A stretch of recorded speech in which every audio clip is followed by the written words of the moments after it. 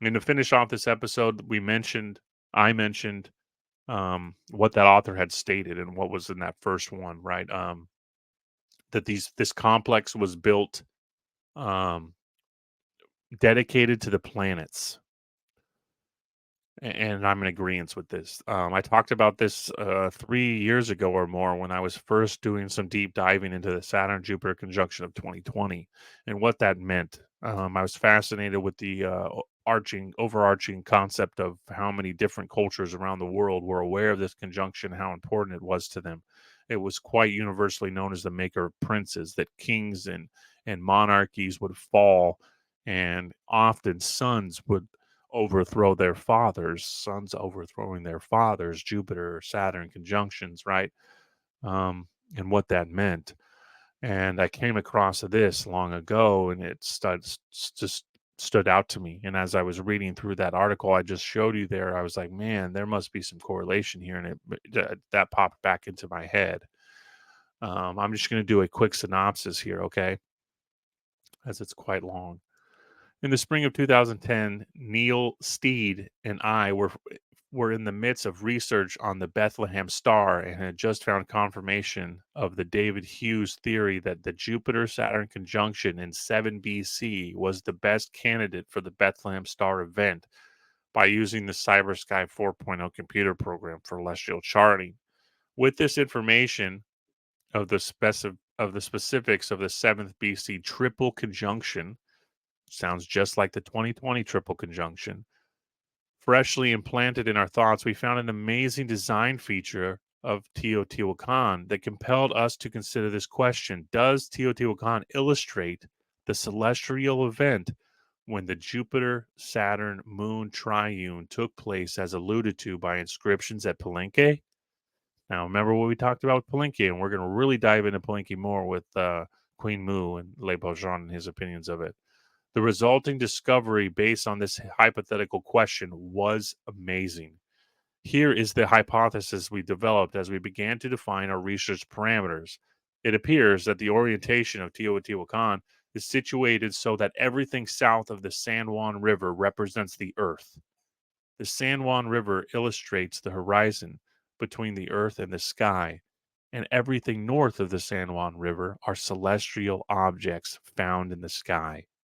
The pyramid of the moon at the northernmost end of the Avenue of the Dead represents Jupiter, with the circular positioning of the smaller pyramids around the plaza of the moon representing Saturn.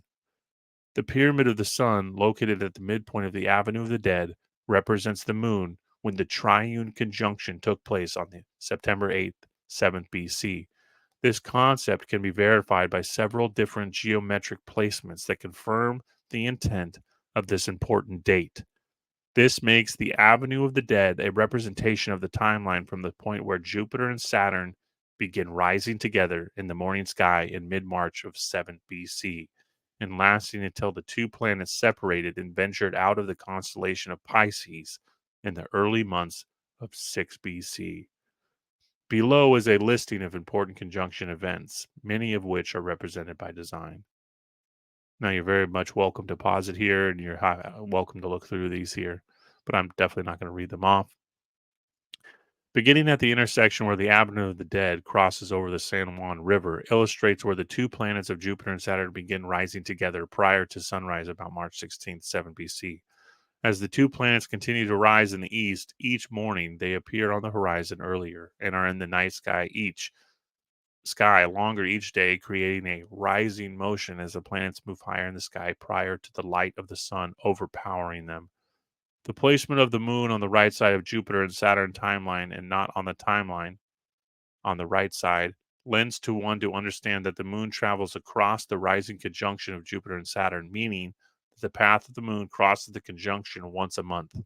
This crossing of the conjunction path is illustrated in the Avenue of the Dead by the series of step walls that create bar-like divisions along the Jupiter-Saturn conjunction pathway illustrated by the Avenue of the Dead.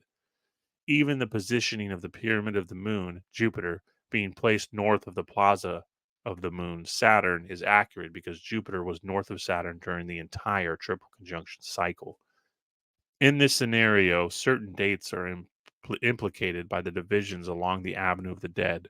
The first date implicated is March 28th of 7 BC, as this is the first time the moon crossed the pathway of Jupiter-Saturn conjunction that was rising higher in the sky each day. Then again on April 25th, May 22nd, June 19th, July 16th, August 12th, and finally the east-west center line of the pyramid of the sun represented the pathway of the moon, intersecting with the pathway of the Jupiter-Saturn conjunction on September 8th of 7 BC. This is the date that the full moon came into an equilateral triune with the Jupiter-Saturn conjunction, and the event lasted the entire night. The Avenue of the Dead from the San Juan River to the Pyramid of the Sun demonstrates a rise in elevation from south to north, with each sunken plaza being higher in elevation than the previous one, giving the implication that something is rising. This implication is consistent with the concept of a rising conjunction until shortly after it reaches the plateau where the full moon crosses the all night conjunction.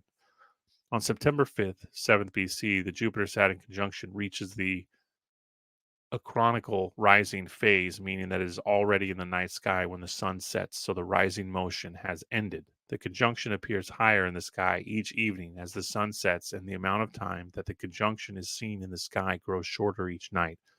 Therefore, this too is consistent with the construction features, as the Avenue of the Dead remains almost completely level from the Pyramid of the Sun all the way north to the Plaza of the Moon, because the conjunction event is no longer rising.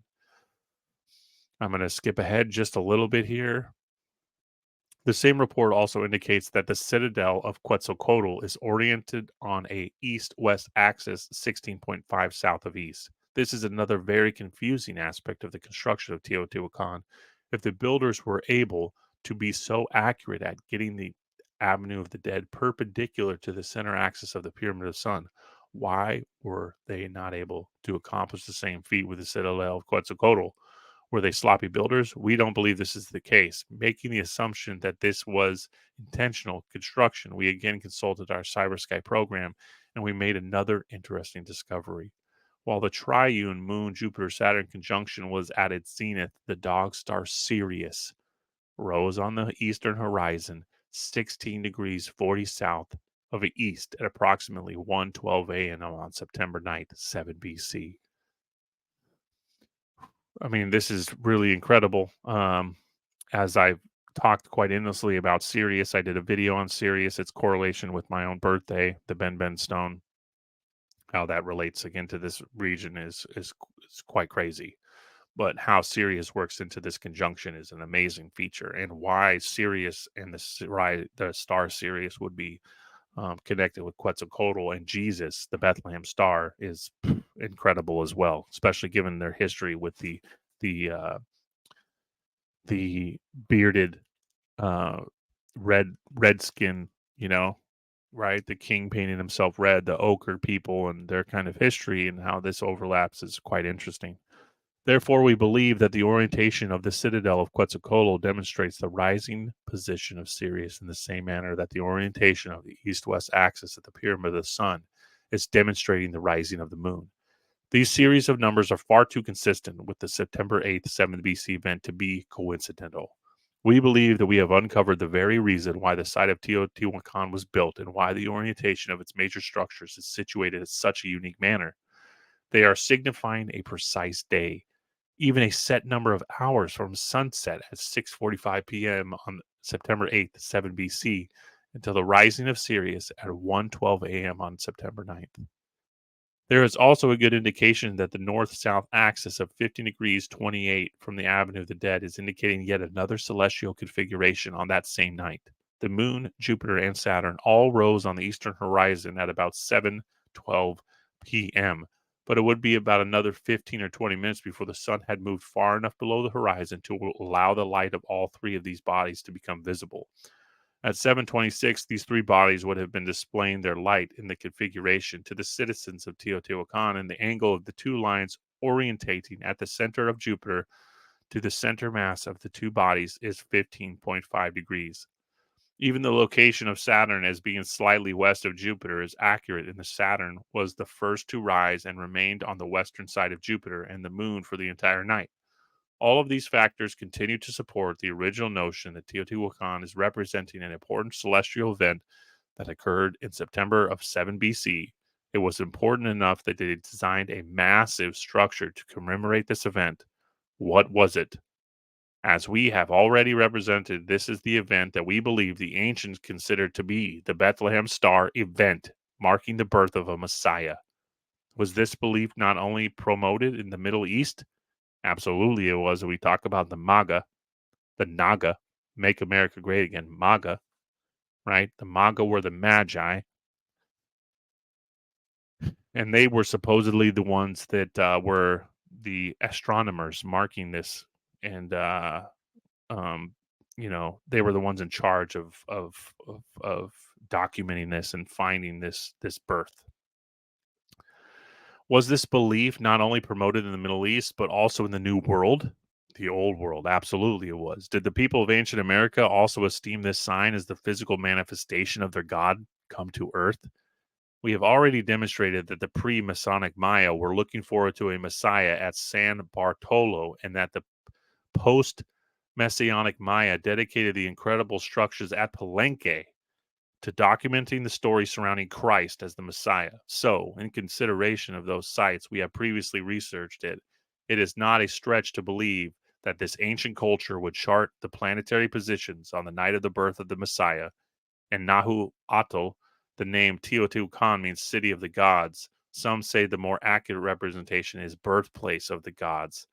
Nahuatl scholar Thelma Sullivan interprets the name to mean place of those who have the road to the gods. We believe that the interpretation of this name should be the place that marks the birth of our God. The aspect of this particular date being so concretely displayed in the design and construction of Teotihuacan leaves little doubt that it is the intent of the people of the culture to create a structure so mammoth that time would not easily erase it, for they apparently felt it was important for them to record this 6-hour stretch from sunset on September 8th, 7 BC to 1 a.m. September 9th, 7 BC. Everything else that is placed at this site, from the largest to the smallest structure, from the numerology to the mural depictions, are facets of the subject matter indicated here and are somehow tied to this date. In the chapters that follow, we will look at how the design along the Avenue to the Dead provides a teaching tool that creates a road to the gods. Here's a great image.